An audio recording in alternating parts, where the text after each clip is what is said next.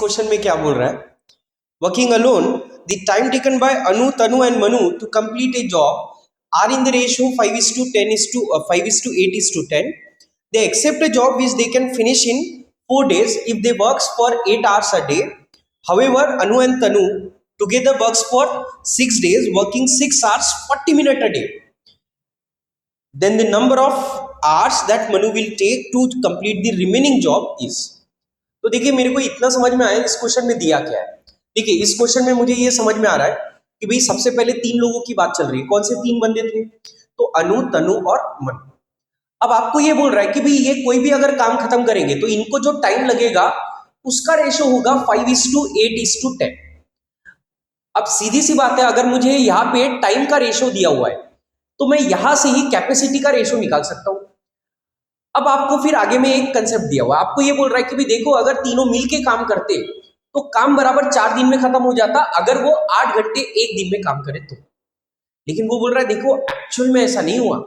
Actual में अगर आप देखो तो अनु और तनु ने ही काम किया कितने दिन? 6 दिन, 6 घंटे 40 मिनट एक दिन में काम के हिसाब से। अब आपको वो बोल रहा है कि भाई बताइए जो बचे हुए काम, जो बचा वाला काम है उसको खत्म करने के लिए मनु को कितने दिन लगेंगे, राइट? देखिए क्वेश्चन बहुत ही इजी है। सबसे पहले मेरे को ये समझ में आ रहा है कि भाई 3 बंदे हैं, अनु, तनु और मनु। इनका अगर हम लोग डेज का रेशियो देखें तो उसने दिया है 5:8:10. तो यहीं से मैं क्या करूंगा, इन तीनों का एलसीएम ले लूंगा 40, 40 डिवाइडेड बाय 5 करेंगे तो ये आ जाएगा 8, यहाँ पे आ जाएगा 5, यहाँ पे आ जाएगा 10, यहाँ पे आ जाएगा 4। तो देखो इसका मतलब ये होता है कि भाई अब इसको हटा दो। इसका मतलब ये हुआ कि अनु एक दिन में अगर 8 यूनिट काम करे तो तनु एक दिन में 5 यूनिट काम करेगी, मनु एक दिन में 4 यूनिट काम करेगी, राइट? अब इसका ही यूज करके मैं आगे क्वेश्चन को बढ़ा दूंगा, ठीक है? देखो क्वेश्चन में मेरे को इतना समझ में आया कि भाई सबसे पहले अगर मैं वर्क की बात करता हूं तो देखो क्वेश्चन में आपको कंडीशन क्या दिया है, आपको ये बोल रहा है कि भाई तीनों मिल के अगर काम करें तो काम 4 दिन में खत्म हो जाएगा। तो डेफिनेटली मैं बोलूंगा अनु, तनु और मनु ये तीनों मिल के काम करते हैं, काम कितने दिन में हो जाएगा? 4 दिन में, लेकिन कितने घंटे के हिसाब से? 8 घंटे के हिसाब से, बराबर। अब आपको बोल रहा है कि भाई इसी काम को खत्म करना है, लेकिन एक्चुअल में कैसा हुआ? बोल रहा है अनु और तनु इन्होंने मिलके काम किया, कितने दिन काम किया? 6 दिन काम किया। कितने घंटे के हिसाब से काम किया? तो उसने बोला था 6 घंटे 40 मिनट के हिसाब से। अब देखिए यहाँ पे आ रहा है 40 मिनट, हम 40 मिनट को अगर आवर्स में कन्वर्ट करना है बोलेंगे 40 डिवाइडेड बाय 60, और 40 डिवाइडेड बाय 60 को ही सिंप्लीफाई करूंगा 2/3, बराबर। अब 6 2/3 इसको सिंप्लीफाई करूंगा, 6 3 = 18 प्लस 2 मतलब कितना हो जाएगा? 20।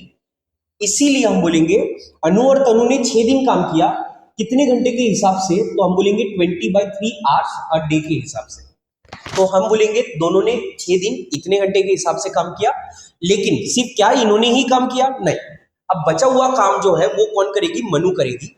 इसीलिए हमने बोला मनु अब बचे वाले काम तो मान लो x आवर्स अ डे में काम करेगी, तब जाके काम खत्म हो जाएगा। तो ये अनु और तनु का काम, ये मनु का काम, दोनों को ऐड कर दिया, ये हो गया पूरा काम। अब आप मुझे एक बात बताइए, ये जो काम है और ये जो काम है, क्या ये दोनों काम अलग अलग है? नहीं। तो मैं बोलूंगा भाई दोनों काम अगर इक्वल है तो यहाँ पे मैं बोल दूंगा इक्वल, बराबर। अब मेरे पास में इनकी कैपेसिटीज है, मैं बोलूंगा अनु एक दिन में 8 यूनिट काम करेगी, तनु एक दिन में 5 यूनिट करेगी और ये एक दिन में 4 यूनिट काम करेंगे। तो जस्ट मैं इनकी वैल्यूज यहाँ पे सिंपली पुट कर देता हूँ। तो यहाँ पे अगर मैं रखता हूँ तो ये हो जाएगा 8 + 5 + 4 इंटू ये हो जाएगा 8 × 32, और इधर बात करेंगे तो 8 + 5 मतलब ये हो जाएगा 13 गुना 6 गुना 20 डिवाइडेड बाई 3 प्लस यहाँ पे आ जाएगा 4, तो ये हो जाएगा 4 गुना x। आई होप यहाँ तक क्लियर है। अब देखो इसको ही अगर मैं सिंप्लीफाई कर लूं तो 3 से ये 2 बार कट जाएगा। अब देखो यहाँ पे 32 आ रहा है, यहाँ पे 20 आ रहा है, यहाँ पे 4 आ रहा है, तो मैं दोनों साइड में 4 कॉमन निकाल के कैंसिल कर देता हूँ। तो 4 से ये कितने बार कटेगा? 8 बार। 4 से ये कट जाएगा 5 बार, और 4 से ये कट जाएगा 1 बार। तो जस्ट 8 और 5 13, 13 + 4 ये हो जाएगा 17, इसीलिए ये हो जाएगा 17 × 8। 17 × 8 अगर मैं कर लूं तो ये हो जाएगा 136, यहाँ पे हो जाएगा 2 गुना 5 मतलब 10, और 10 गुना 13 अगर करते हैं तो ये हो जाएगा 130, और यहाँ पे बचेगा x। अब ये 130 इधर आके क्या हो जाएगा? माइनस, इसीलिए जस्ट इसे सिंप्लीफाई करूंगा तो x का वैल्यू 136 - 130 ये हो जाएगा 6। मतलब मनु जब अकेले 6 घंटे काम कर लेगी तो उसका काम खत्म हो जाएगा। मतलब जो बचा वाला काम है ना, वो खत्म करने के लिए मनु को कितने घंटे लगेंगे? 6 घंटे लगेंगे। यही क्वेश्चन आपको पूछा गया था। क्वेश्चन बहुत आसान था, क्वेश्चन हार्ड नहीं था, क्वेश्चन बहुत इजी था। बस आपको ये कंडीशन समझनी चाहिए। अगर आपको कंडीशन एक बार समझ में आ गई तो आप इजीली इस क्वेश्चन को सॉल्व कर लेंगे। ठीक है, तो नेक्स्ट क्वेश्चन की तरफ जाते हैं। सामने में क्वेश्चन नंबर 2 में आपको क्या बोल रहा है? इसमें आपको बोल रहा है regular polygon A and B have number of side in the ratio 1:2 and their interior angles are in the ratio 3:4, then the number of side of B equals। तो देखिए हद से ज्यादा आसान क्वेश्चन है भाई, इससे ज्यादा आप इजी क्वेश्चन एक्सपेक्ट ही नहीं कर सकते। ज्योमेट्री का क्वेश्चन है, अगर आपको फॉर्मूला आता है इंटीरियर एंगल का, है ना, तो मैं इसको बहुत ही आसानी से कर सकता हूँ। तो देखिए आपको एक चीज समझनी पड़ेगी, यहाँ पे एक वर्ड यूज किया था उसने, पॉलीगॉन। अच्छा, रेगुलर पॉलीगॉन, रेगुलर का मतलब क्या होता है? तो रेगुलर पॉलीगॉन डेफिनेटली वो पॉलीगॉन होता है जिसकी हर एक साइड कैसी रहती है? इक्वल रहती है। अब क्वेश्चन में आपको एक वर्ड यूज किया था इंटीरियर एंगल, तो अगर आपको पता होगा तो sum of all interior angle in regular polygon, in n sided regular polygon is given by n-2 into 180 degree. ये होता है sum of all interior angles. और अगर मान लो मेरे को एक एंगल, एक इंटीरियर एंगल का अगर मुझे वैल्यू निकालना है तो इसे ही मैं n साइड से क्या कर दूंगा? Divide, right. तो आप एक चीज समझिए, आपको दो पॉलीगॉन के बारे में बात कर रहा है, ए और बी। आपको बोल रहा है कि भाई इन दोनों में जो नंबर ऑफ साइड है उसका रेशियो 1:2 है। इसका मतलब मान लेते हैं अगर यहाँ पे n साइड है तो मैं बोलूंगा यहाँ पे 2n साइड्स हो, राइट। अब यहाँ पे अगर मैं इनके इंटीरियर एंगल की बात करूं तो इसका सम ऑफ ऑल इंटीरियर एंगल कितना हो जाएगा? तो हम वो बोलेंगे n-2 टाइम्स 180 डिग्री होगा। और इसका अगर हम बात करेंगे तो वो होगा 2n-2 इंटू 180 डिग्री, बराबर, क्योंकि यहाँ पे जो साइड है वो 2n है। अब ये जो वैल्यू हुआ, ये अगर हम बात करेंगे तो ये हुआ सम ऑफ ऑल इंटीरियर एंगल्स। अब यहां पे अगर मैं एक इंटीरियर एंगल की बात करूं तो इसको डिवाइडेड बाय n और इसको डिवाइडेड बाय 2n। अब आपको बोल रहा है कि भाई इन दोनों का अगर आप रेशियो लोगे तो वो वैल्यू आएगा 3:4। इसीलिए जस्ट मैं इसे सिंप्लीफाई करता हूं। अगर मैं इन दोनों का रेशियो लेता हूं तो बहुत इजीली मेरे को समझ में आ रहा है, n n कैंसिल हो जाएगा, 180 कैंसिल हो जाएगा, बाकी यही दो टर्म बचेगी, बराबर। तो मैं इन दोनों का रेशियो ले लेता हूं, मैं बोलूंगा n/2 डिवाइडेड बाई, यहां पे तो कुछ भी नहीं बचेगा, यहां पे बचेगा 2n-2 डिवाइडेड बाई 2, इसका रेशियो हो जाएगा 3:4। आई होप यहां तक क्लियर है। अब आप देखिए ये जो 2 है वो ऊपर घूम के आ जाएगा, और क्योंकि वो घूम के ऊपर आएगा तो इसको मल्टीप्लाई कर लेता हूं, ये 2 घूम के ऊपर आ जाएगा तो मैं इसको हटा देता हूं, यहां पे आ जाएगा 2। अब 4 2s ये हो जाएगा 8, इसीलिए ये लिखा जाएगा 8n minus 8 2s 16 is equals to, ये 3 इंटू 2n ये हो जाएगा 6n, एंड देन 3 इंटू -2 ये हो जाएगा आपका -6, राइट। अब इसे अगर मैं देखूं तो आप देखो यहाँ पे ये -16 उधर जाके क्या हो जाएगा? +16, तो 16 - 6 ये हो जाएगा 10, और ये -6n इधर हो जाएगा, तो 8n - 6n ये वैल्यू आ जाएगा 2n। अब 2n का वैल्यू अगर 10 है तो सीधी सी बात है आपको यही वैल्यू निकालना था। बोलोगे सर कैसे? तो देखिए आपको बोल रहा है कि भाई जो बी पॉलीगॉन है ना उसकी साइड बताइए, तो बी जो पॉलीगॉन है उसकी साइड कितनी है? 2n। इसीलिए हम बोलेंगे बी साइड की, बी जो पॉलीगॉन है उसकी साइड कितने की रही होगी? 10 की। इसलिए इसका करेक्ट आंसर होगा 10। तो देखिए ये क्वेश्चन सिंपली फॉर्मूला बेस्ड था। अगर आपको ये फॉर्मूला आता है तो आप इसको बहुत ही आसानी से कर लोगे, लेकिन अगर ये फॉर्मूला नहीं आता तो आप इसको नहीं कर पाओगे, ठीक।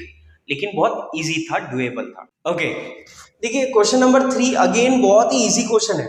क्यों इजी क्वेश्चन है बोल कह रहा है? देखिए इसमें बोल रहा है if a and b are non negative real number such that a plus 2b is equals to 6, then the average of the maximum and minimum possible values of a plus b is, right। तो देखिए इस question में actually options थे, मैंने option नहीं डाले, but I hope आपको समझ में आ जाएगा। देखिए क्वेश्चन में आपको क्या बोल रहा है कि भाई a plus 2b का वैल्यू 6 होता है, और इसने खुद दे दिया कि भाई a and b are non zero real number, non negative, sorry. तो नॉन नेगेटिव का मतलब क्या हुआ कि भाई इनका वैल्यू नेगेटिव नहीं होगा, लेकिन नॉन नेगेटिव में 0 आता है, मतलब a and b are greater than और इक्वल्स टू 0, बराबर। अब देखिए इस क्वेश्चन को वैसे तो स्पेशल इक्वेशन से सॉल्व नहीं करना चाहिए, बट मैं इसमें स्पेशल इक्वेशन लगा के दिखाता हूं और बताता हूं कि कैसा इजी था ये क्वेश्चन। तो आप सबसे पहले तो एक चीज समझिए, जब भी आपको ऐसा इक्वेशन दिया जाता है, यहां से मैं डायरेक्टली ए और बी का वैल्यू फटाफट सॉल्यूशन लिख सकता हूं, राइट? कैसे लिख सकते हैं? तो आप सबसे पहले जैसे ए का वैल्यू 0 रख दो, तो ए का वैल्यू अगर मैं 0 रख दूं तो 2b का वैल्यू 6 आएगा, बी का वैल्यू कितना हो जाएगा 3, राइट? देखिए ए का वैल्यू मैंने 0 रखा तो 2b का वैल्यू 6 आएगा, क्योंकि 2b का वैल्यू 6 हो जाएगा तो b का वैल्यू 3 आ जाएगा, तो मेरे को एक सॉल्यूशन मिल गया। अब जैसे ही मुझे एक सॉल्यूशन मिल गया तो मैं बाकी के सॉल्यूशन फटाफट लिख सकता हूं। कैसे लिखूंगा? तो सीधी सी बात है, यहाँ पे अगर प्लस है तो एक ये वैल्यू बढ़ेगी तो ये वैल्यू कम होगी, तो हम फटाफट सारी वैल्यू लिस्ट आउट कर सकते हैं। इसको हम 2 2 से बढ़ा देंगे तो ये 2 हो जाएगा, तो ये 1 से कम होगा, ये 2 आएगा। ये 2 से बढ़ा दो 4, ये 1 से कम कर देंगे 1, इसको 2 से बढ़ा देंगे 6, ये हो जाएगा 0। अब इसको अगर मैं बढ़ाऊंगा, ये 8 करूंगा तो ये निगेटिव जाएगा, जो नहीं चलेगा, और इसके ऊपर की भी वैल्यू आपको नहीं चलेगी। तो आपके पास में 4 ही सॉल्यूशन है। अब देखो ये a और b का वैल्यू आया, तो सीधी सी बात है a प्लस b का वैल्यू अगर यहां से निकालो तो 0 प्लस 3 ये कितना हो जाएगा 3, 2 प्लस 2 4, 4 और 1 5, और 6 प्लस 0 ये हो जाएगा 6। तो देखिए मैक्सिमम a प्लस b का वैल्यू कितना आ रहा है 6, and minimum a plus b का वैल्यू कितना आ रहा है 3। आपको बोल रहा है जो maximum and minimum possible value है a एंड b का, आप दोनों का बताइए एवरेज क्या होगा। तो सीधी सी बात है, एवरेज अगर निकालना है तो 6 प्लस 3 डिवाइडेड बाय 2 है ना, सम डिवाइडेड बाय नंबर। तो सिंपली ये 9 डिवाइडेड बाय 2 हो जाएगा, एंड 9 डिवाइडेड बाय 2 ये आंसर आएगा 4.5, इसलिए इसका करेक्ट आंसर होगा 4.5। आई होप क्लियर है, राइट? बहुत ही इजी था, छोड़ने लायक तो क्वेश्चन नहीं था ये। ओके, देखिए क्वेश्चन नंबर 4 अगेन बहुत ही आसान क्वेश्चन है, एवरेज से रिलेटेड है, राइट? देखिए क्वेश्चन में बोल क्या रहा है, इसमें बोल रहा है Manu earns 4,000 rupees per month and want to save an average of 550 rupees per month in a year. In the first 9 months, his monthly expenses was 3,500 rupees, and he foresays that 10th month onward, देखो 10th month onward मतलब क्या हुआ, 10वां 11वां और 12वां महीना, बराबर? बाद में बोल रहा है his monthly expenses will increase to 3,700 rupees. In order to meet his yearly saving target, his monthly earning in rupees from 10th month onward should be। तो देखिए ये क्वेश्चन आसान है। कैसे आसान है? सबसे पहले तो आपको ये बोला हुआ है कि भाई मनु जो है वो 4,000 रुपए महीना कमाता है, ठीक है, सबसे पहली बात। लेकिन उसने ये भी बोला है कि भाई he want to save on an average 550 rupees per month, मतलब उसको एक महीने का 550 रुपए उसको सेव करना है, ये उसका टारगेट है। अब उसने ये बोला था कि भाई उसको पहले 9 महीने में कितने का खर्चा आता था, ये दिया हुआ है 3,500। तो सीधी सी बात है, अगर वो 4,000 रुपए कमाता था, उसमें से अगर 3,500 रुपए अगर वो खर्च करता है, तो उसने सेव कितना किया? उसने सेव किया सीधा सीधा 500 रुपए। तो क्या मैं इनडायरेक्टली ये बोलना चाह रहा हूं कि भाई उसके पहले जो 9 महीने थे, 9 महीनों में उसका सेविंग 500 रुपए का रहा होगा, ये समझा क्या? फिर आगे में क्या बोल रहा है कि भाई 10th मंथ ऑनवर्ड, सीधी सी बात है, अगर 10 महीने के आगे की अगर मैं बात करूं तो 10वां 11वां और 12वां, तो मैं बोलना चाह रहा हूं अगले जो 3 महीने रहेंगे वहां पे सेविंग क्या होगा मुझे नहीं पता, क्योंकि उसने ये बोला है कि भाई उसको ये अंदाजा हो गया है कि भाई अगले 3 महीने में उसका जो खर्चा है वो 3,700 का हो जाएगा। तो सीधी सी बात है, खर्चा अगर बढ़ रहा है तो इनकम भी बढ़नी चाहिए, क्योंकि उसको एक टारगेट मीट करना है ताकि सेविंग उसका एक फिक्स हो जाए। तो अभी मैं बोल रहा हूँ मुझे नहीं पता कितने का सेविंग होगा, लेट सपोज x होगा, तो इतने का सेविंग होगा, तब जाके पूरे 12 महीने का जो सेविंग आएगा वो 550 रुपए हो जाना चाहिए। ये समझ में आया क्या? तो सीधी सी बात है, मैं यहाँ पे एवरेज का कंसेप्ट लगाऊंगा। मैं बोलूंगा 12 महीनों का जो टोटल एवरेज होता है वो होता है 550 रुपए, is given bye some divided by number. 9 महीनों का एवरेज होता है 500, तो ये हो जाएगा 9 गुना 500, प्लस 3 महीनों का एवरेज होता है x, तो ये हो जाएगा 3x, divided by total number of month, कितने हो जाएंगे 12।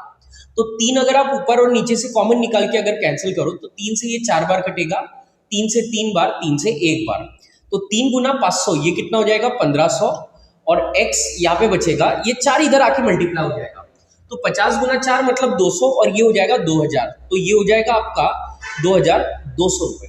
तो सीधी सी बात है, अगर ये 1500 इधर आके माइनस हुआ तो x का वैल्यू 2200 माइनस 1500 ये हो जाएगा 700 रुपए, बराबर।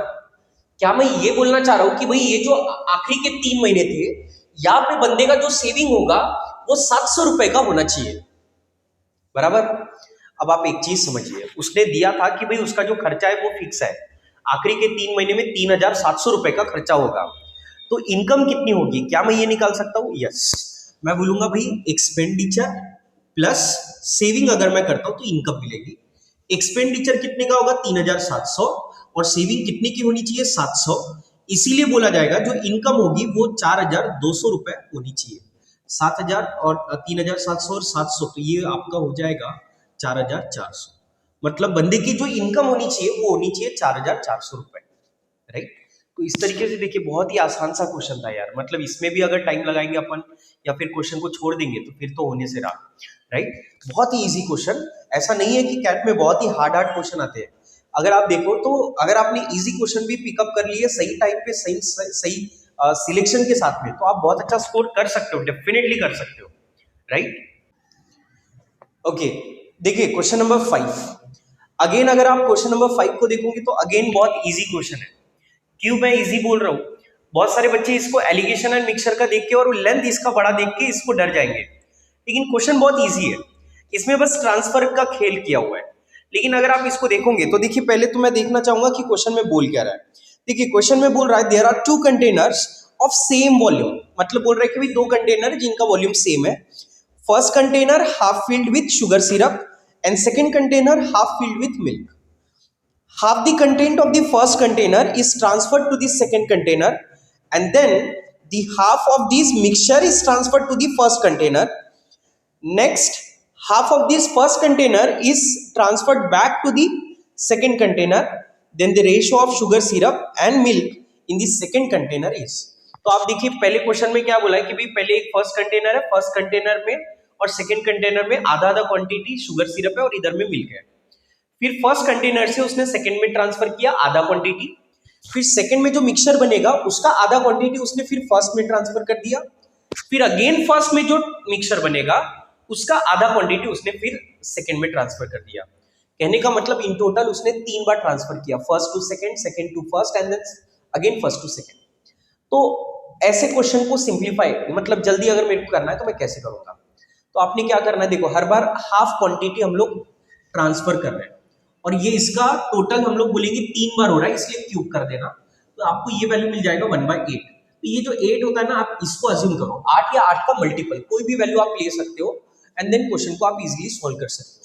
तो यहाँ पे अगर मैं क्वेश्चन की बात करूँ तो देखिए आपको क्वेश्चन में बोल क्या रहा है, सीधा सीधा बोल रहा है कि भाई देखो 2 कंटेनर थे, ये पहला कंटेनर है मान लो, ये सेकेंड कंटेनर है। पहले वाले कंटेनर में आपको बोला कि शुगर सिरप था और सेकेंड वाले में मिल्क था।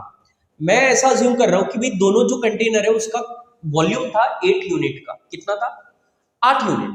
तो सीधी सी बात है क्योंकि ये पहला वाला हाफ फिल्ड था मतलब आधा भरा हुआ था, तो 8 का आधा मतलब ये 4 यूनिट रहेगा और ये भी 4 यूनिट रहेगा। आई होप यहाँ तक क्लियर है। फिर आपको क्या बोला था कि भाई आप इसका आधा क्वांटिटी इधर ट्रांसफर करेंगे। तो मुझे बताओ अगर मैं इसका हाफ क्वांटिटी इधर ट्रांसफर कर रहा हूं तो इधर शुगर कितना बचेगा? शुगर सिर्फ 2, जबकि इधर आधा मैंने अगर ट्रांसफर किया तो सीधी सी बात है इधर मिल्क 4 हो जाएगा जबकि शुगर सिर्फ 2 का रहेगा। आई होप क्लियर है। देन अगर आप ये टोटल मिक्सचर का जब हाफ इधर ट्रांसफर करेंगे तो सीधी सी बात है वो मिल्क का भी आधा जाएगा और शुगर का भी आधा जाएगा। तो मैं ये बोलूंगा कि भाई मिल्क की अगर बात करूं तो 4 में से आधा जाएगा मतलब 2 जाएगा और शुगर सिरप का आधा जाएगा तो 2 का आधा मतलब 1 जाएगा। तो शुगर सिरप इधर ऑलरेडी 2 था और 1 जब आएगा तो ये 3 हो जाएगा। एंड देन इधर अगर हम बात करेंगे तो मिल्क की बात करेंगे तो 2 चला गया इसलिए 2 बचेगा और शुगर सिरप बचेगा 1। सीधी सी बात है। फिर हमने क्या किया, ये फर्स्ट कंटेनर में से सेकंड में फिर से अगेन हाफ मिक्सचर ट्रांसफर कर दिया। अगेन मैंने यहाँ पे आधा क्वांटिटी इधर ट्रांसफर किया, इसका मतलब मिल्क का भी आधा ट्रांसफर होगा और शुगर का भी आधा ट्रांसफर होगा। तो सीधी सी बात है, मुझे बताओ ये बना आपका फर्स्ट कंटेनर, ये बना आपका सेकंड कंटेनर। फर्स्ट कंटेनर आधा ट्रांसफर कर रहे हैं तो 2 का आधा ट्रांसफर हो जाएगा, मिल्क बचेगा 1 और शुगर सिरप की बात करेंगे तो 3 में से आधा जाएगा मतलब इधर बचेगा 1.5। और क्योंकि मुझे पता है कि मिल्क और शुगर दोनों 4-4 यूनिट के थे तो अगर ये 1 है तो इधर में 3 रहेगा, ये 1.5 है तो इधर में ये 2.5 रहेगा। आई होप यहां तक क्लियर है। आपको क्वेश्चन में ये बोला था कि आप ये बताइए सेकंड कंटेनर में milk sugar syrup and milk का क्या रेशो होगा। तो सीधी सी बात है शुगर सिरप एंड मिल्क अगर इसका रेशो सेकंड में देखूं तो ये आएगा 2.5 डिवाइडेड बाई 3 ये पॉइंट हटाता हूं, यहाँ पे 0 लग जाएगा, 5 5 जा 5 6 जा, मतलब मैं बोलूंगा सेकेंड कंटेनर में मिल्क एंड शुगर सिरप, इसका अगर हम रेशो देखें तो वो रहेगा, sorry, sugar syrup and milk, इसका जो रेशो रहेगा वो रहेगा आपका 5:6, राइट। क्वेश्चन इजी था, ऐसा नहीं है कि बहुत हार्ड था, अगर आपको कंसेप्ट पता है इसका तो बहुत इजीली ये सॉल्व हो सकता है। ओके, देखिए क्वेश्चन नंबर 7 आपके सामने में है। क्वेश्चन नंबर 7 अगेन बहुत इजी है। क्यों इजी है? देखिए इस क्वेश्चन में आपको क्या बोल रहा है, on day 1 there are 100 particles in a laboratory experiment on day n where n is greater than or equals to 2। n is greater than or equals to 2 का मतलब क्या हुआ कि भाई n का वैल्यू जैसे ही 2 या उससे ज्यादा हो जाएगा, मतलब दूसरे दिन से या फिर उसके बाद वाले कोई भी दिन है तो उसके लिए आगे की कंडीशन वैलिड रहेगी। देखो क्या बोल रहा है, दूसरा या उसके बाद वाले जो भी दिन है वहां पे क्या होता है, one out of every n particle produces another particle. मतलब ये बोल रहा है कि भाई जैसे मान लो अगर दूसरा दिन है तो ये बोलेगा कि भाई 1 out of every 2 particle produces 1 particle, मतलब 2 में से एक पार्टिकल प्रोड्यूस करेगा। अगर मान लो तीसरे दिन की बात होती तो हम बोलेंगे 3 में से एक पार्टिकल प्रोड्यूस करेगा। अगर 5वें दिन की बात है तो हम बोलेंगे 5 में से एक पार्टिकल एक नए पार्टिकल को प्रोड्यूस करेगा। ये समझ में आया? आपको आगे में बोल रहा है if the total number of particle in the laboratory experiment increases to 1000 on day m then m equals to. तो देखिए इसके भी 4 ऑप्शन दिए हुए हैं एक्चुअली, 16 मैं लिख देता हूं यहां पे, देखो 4 ऑप्शन दिए हुए हैं, 16 19 देन 17 एंड डी ऑप्शन दिया हुआ है 18। ठीक है, तो इसमें से आपको बताना है। तो क्वेश्चन बहुत इजी है, कैसे करेंगे आप एक चीज समझिए। देखो मेरे को एक डेटा समझ में आ रहा है जो भी उसने दिया हुआ है, मैं यहाँ पे ऐसे एक टेबुलेट कर लेता हूँ तो आपको इजीली समझ में आएगा। मैं यहाँ पे बोल लेता हूँ इनिशियल कंडीशन क्या थी, इधर बात कर लेते हैं हम फाइनल सिचुएशन क्या होगी। ठीक है, तो आप मुझे एक बात बताइए, पहले दिन की अगर मैं बात करता हूँ तो इनिशियली कितने पार्टिकल थे, कितने यहाँ पे पार्टिकल थे हमारे पास में 100। सीधी सी बात है, अब ये पहले दिन की बात है, पहले दिन में 100 थे। दूसरे दिन में अगर हम लोग देखें तो वहां से चेंजेस होने चालू हो गए। तो दूसरे दिन में क्या हुआ, दूसरे दिन में हम लोग ये बोलेंगे कि भाई 1 आउट ऑफ 2 पार्टिकल एक पार्टिकल को प्रोड्यूस करते हैं। 1 आउट ऑफ 2 मतलब क्या हुआ कि भाई 2 में से एक, तो मैं तो ये निकालूंगा ना कि भाई 2 में अगर एक पार्टिकल प्रोड्यूस हो रहा है तो 100 में कितने पार्टिकल प्रोड्यूस होंगे। तो सीधी सी बात है, अगर 100 में हाफ कर लूं तो ये कितना हो जाएगा 50। मतलब ये हुआ कि वो 100 पार्टिकल 50 पार्टिकल को प्रोड्यूस करेंगे दूसरे दिन पे। तो 100 इनिशियली थे, 50 और बढ़ गए तो नया नंबर हो जाएगा 150, राइट। अब अगर मैं दूसरे फिर नेक्स्ट डे की बात करता हूं तो स्टार्टिंग में नंबर कितने रहेंगे पार्टिकल के, 150। अब सीधी सी बात है, क्योंकि ये तीसरा दिन आएगा तो मैं बोलूंगा नेक्स्ट डे पे 1 आउट ऑफ 3 पार्टिकल प्रोड्यूस होंगे। मतलब ये हुआ कि 3 में अगर एक पार्टिकल प्रोड्यूस हो रहा है नया वाला तो 150 में कितना होगा। तो अगेन 3 से 150 कितने बार कटेगा, 50 बार। मतलब 150 पहले थे, 50 फिर बढ़ गए, मतलब नेक्स्ट फिर से कितने हो गए, 200 हो गए। चौथे दिन पे अगर हम देखें तो इनिशियली फिर कितने रहेंगे, 200। अब चौथे दिन की बात है तो हम बोलेंगे 1/4 ऑफ 200। इसे सिंप्लीफाई करेंगे तो अगेन ये वैल्यू कितना आएगा, 50। मतलब 200 प्लस 50 ये कितना हो जाएगा, 250। तो देखिए अब आगे आपको ऐसे पूरा सॉल्व करने की जरूरत नहीं है, आपको एक पैटर्न मिल गया। आपको ये समझ में आ रहा है कि कोई भी दिन रहे वैल्यू इंक्रीमेंट का कितना आ रहा है, 50। इसका मतलब ये हुआ कि अगर इनिशियली वैल्यू 100 था, नेक्स्ट डे पे वो वैल्यू 150 हो गया, फिर वो वैल्यू 200 हो गया, फिर 250 होगा और ये चलते रहेगा। आपको ये बताना है कि भाई कौन सा दिन रहेगा जब ये वैल्यू सीधा 1000 का हो जाएगा। अब ये क्वेश्चन बन गया सीक्वेंस एंड सीरीज का, राइट। तो आप एक चीज समझिए, अगर मेरे पास में फर्स्ट टर्म है, मेरे पास में डिफरेंस पता है और मुझे लास्ट टर्म पता है, मुझे nth टर्म निकालनी है। तो यहाँ पे क्वेश्चन में m बोला है इसलिए मैं m बोलता हूँ। अगर मुझे mth टर्म पता करनी है कि भाई m का वैल्यू क्या है, तो इसका तो हम डायरेक्टली फॉर्मूला पता है, last term minus first term divided by difference plus 1, right. Last term minus first term divided by difference plus 1। मैं फॉर्मूला यूज कर लूंगा, मैं बोलूंगा लास्ट टर्म कितना है 1000 माइनस फर्स्ट टर्म कितना है 100 डिवाइडेड बाय डिफरेंस कितने का आ रहा है 50 का एंड देन प्लस 1। तो इसे ही अगर मैं सिंप्लीफाई करता हूं 1000 माइनस 100 ये हो जाएगा 900 डिवाइडेड बाय 50 प्लस 1। 50 से 900 कितने बार कट जाएगा, 18 बार। 18 प्लस 1 तो ये हो जाएगा 19। मतलब ये हुआ टोटल 19 दिन लगेंगे। m का वैल्यू कितना रहेगा 19। 19वें दिन पे टोटल पार्टिकल का वैल्यू कितना हो जाएगा 1000। तो देखिए क्वेश्चन इजी है, बस आपको ये समझना है। अगर आपको ये समझ में आ गया तो इसके बाद का तो ये कोई भी कर लेगा, ये बहुत इजी है, राइट। इसमें भी आपको ये फॉर्मूला पता होना चाहिए। अगर ये नहीं पता है तो आप nth टर्म का फॉर्मूला ले लो। nth टर्म का फॉर्मूला होता है a plus n minus 1 into D. आप उससे भी कर सकते हो, इससे भी कर सकते हो, वो आप पे डिपेंड है, लेकिन क्वेश्चन इजी था, राइट।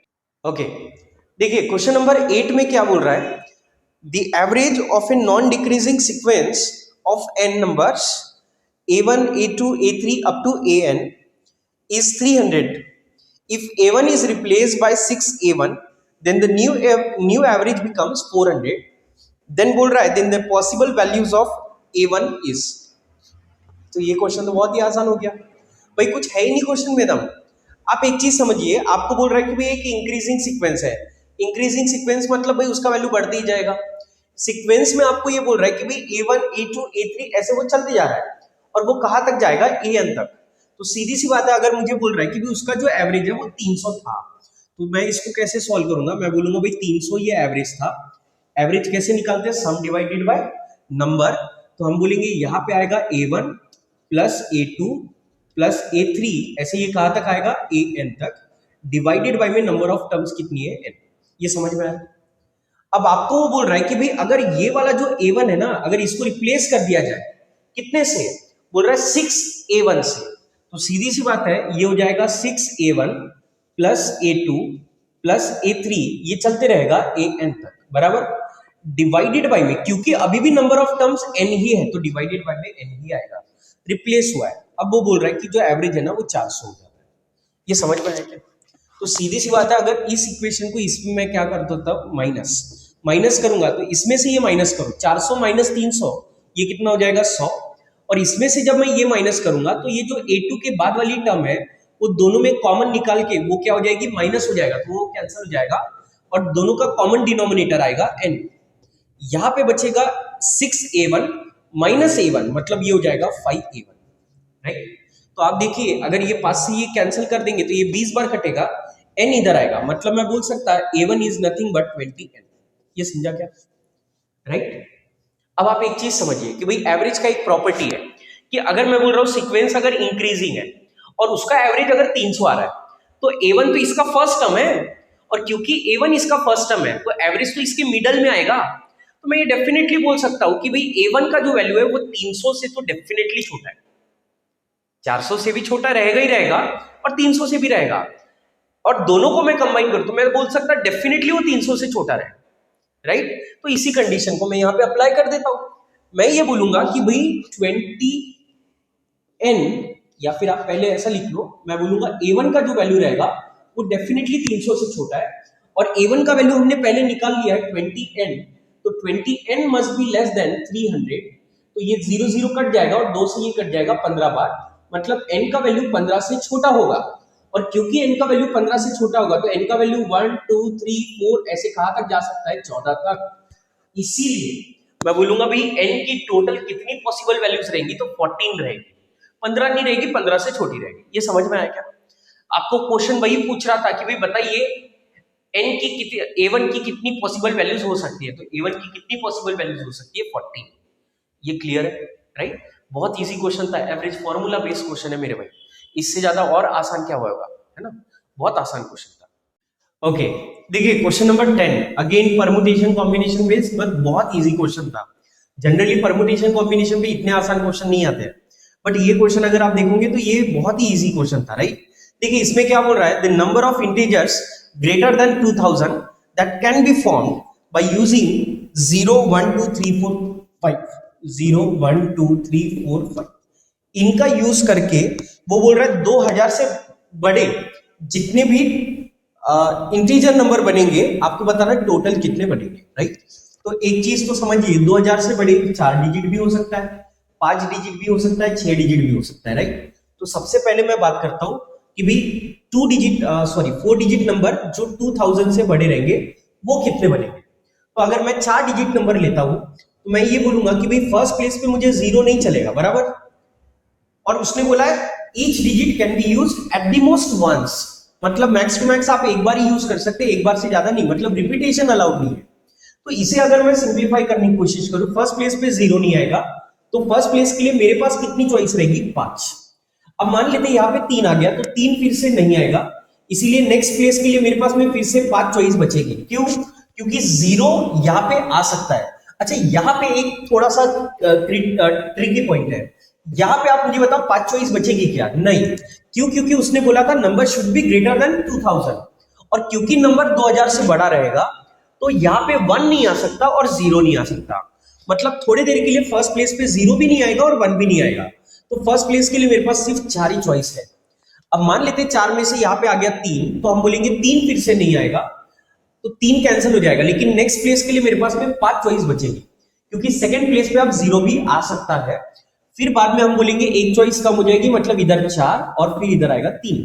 जस्ट इसे सिंपली हम लोग क्या कर लेंगे, मल्टीप्लाई। तो ये हो जाएगा आपका 20 और ये हो जाएगा 12, मतलब यहाँ पे बनेंगे टोटल 240 नंबर। 4 डिजिट नंबर कितने बनेंगे, 240, जो 2000 से बड़े हैं। नेक्स्ट आते हैं हम लोग दूसरे इस पे, हम बोलेंगे भाई जो नंबर ऑफ डिजिट रहेंगे वो 5 रहेंगे।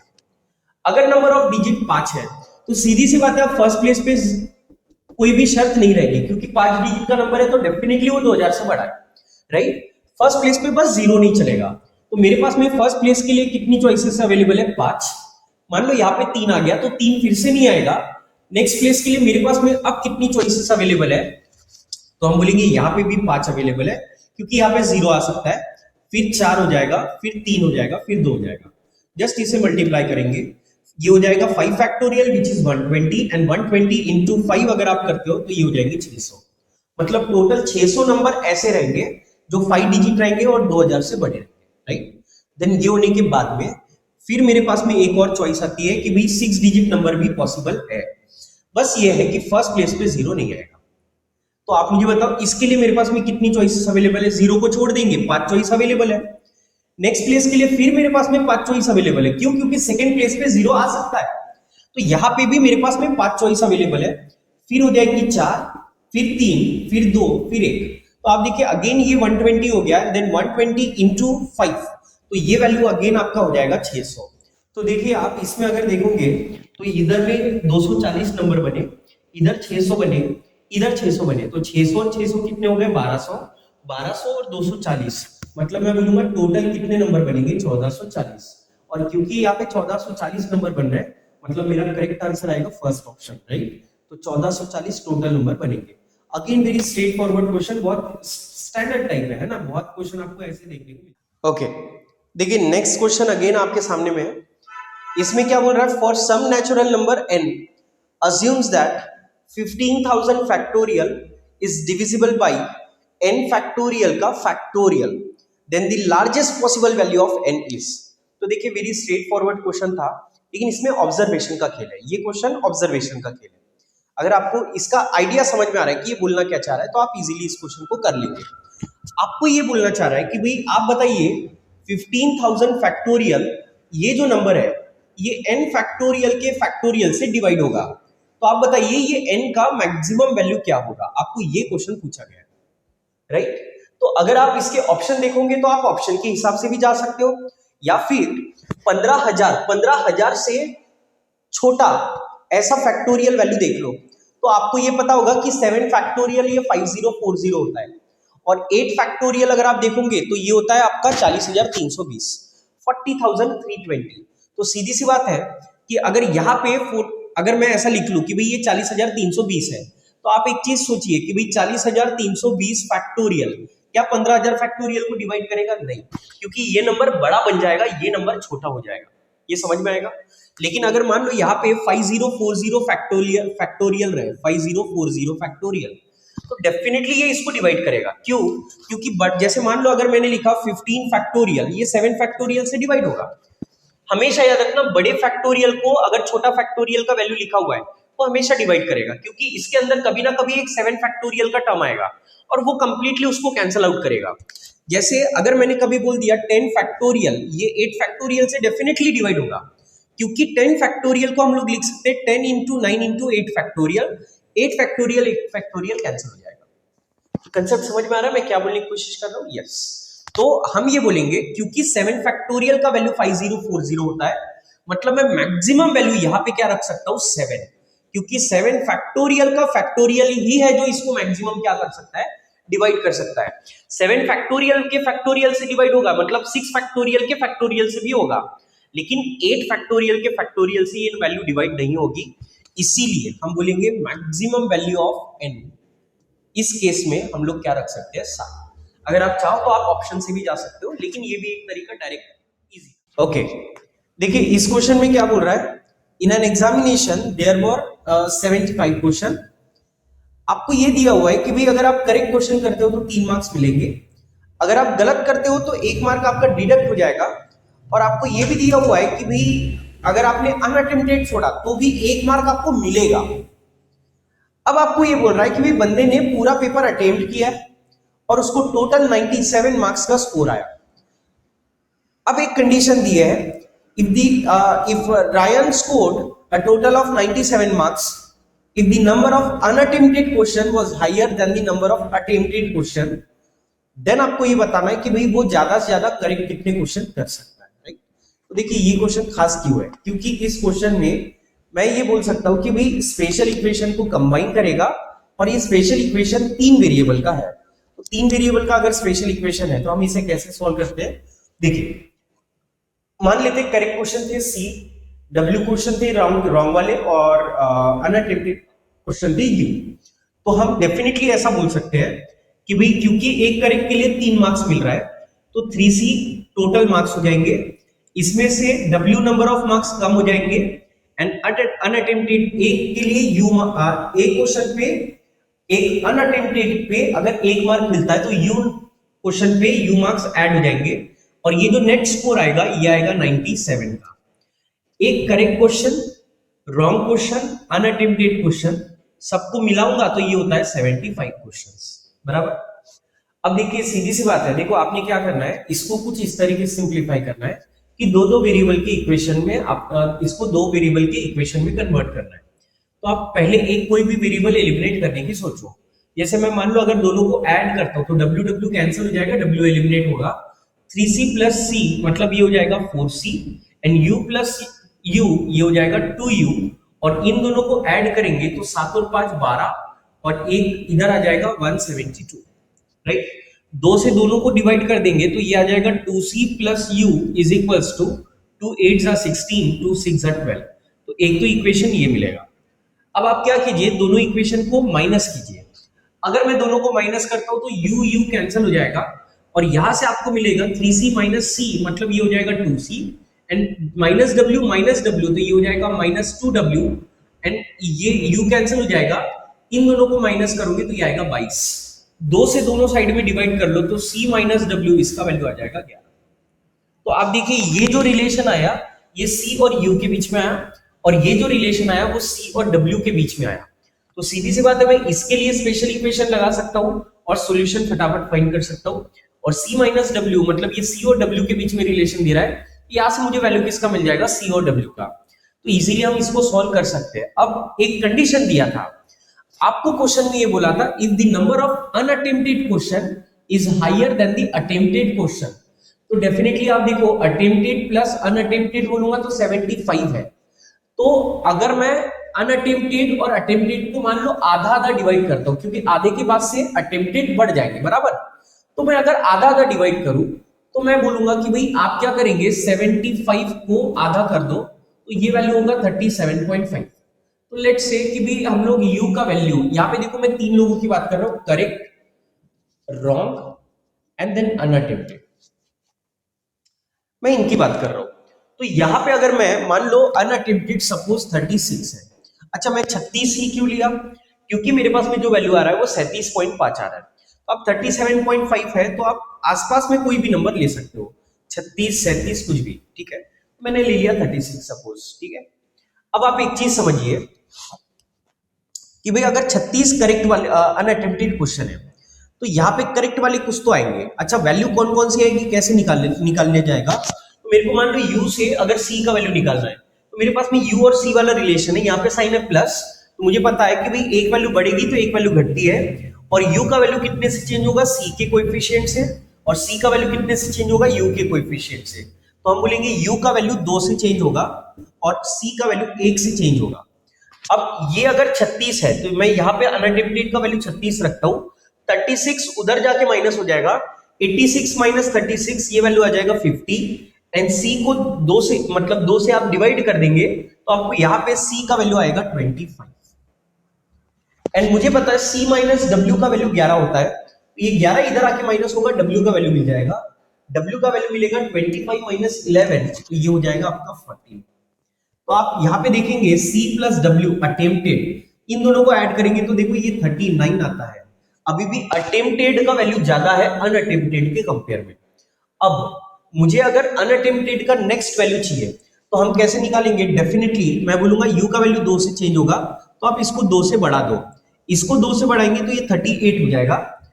अब क्योंकि u का वैल्यू 2 से बढ़ेगा तो c का वैल्यू 1 से घटेगा, तो ये 25 का कितना हो जाएगा 24, और ये 24 माइनस 11 अगर कर दूंगा तो ये आ जाएगा 13। ये समझा? तो आप देखिए अब इनको अगर मैं देखूंगा तो 24 एंड 13 ये हो जाएगा 37 और ये हो गया 38। और इस स्टेज पे अगर आप देखोगे तो नेक्स्ट इसके बाद वाली कोई भी केस रहेगी तो अटेम्प्टेड अनअटेम्प्टेड का वैल्यू बढ़ता जाएगा और इसका वैल्यू और घटता जाएगा। तो ये वो स्टेज है जहां पे अनअटेम्प्टेड बड़ा हो गया अटेम्प्टेड से। इसका मतलब मैं बोलूंगा कि भाई अटेम्प्टेड अनअटेम्प्टेड जब ज्यादा है अटेम्प्टेड के कंपेयर में, तब करेक्ट क्वेश्चन मैक्सिमम कितने हो सकते हैं 24, क्योंकि इसके बाद में आप करेक्ट क्वेश्चन का वैल्यू कम कम होते जाएगा। तो मैक्सिमम वैल्यू जो रायन करेक्ट कर सकता है इस केस में हमारा करेक्ट आंसर होगा 24। देखिए ये सबसे इजीएस्ट वे है इस क्वेश्चन को सॉल्व करने का।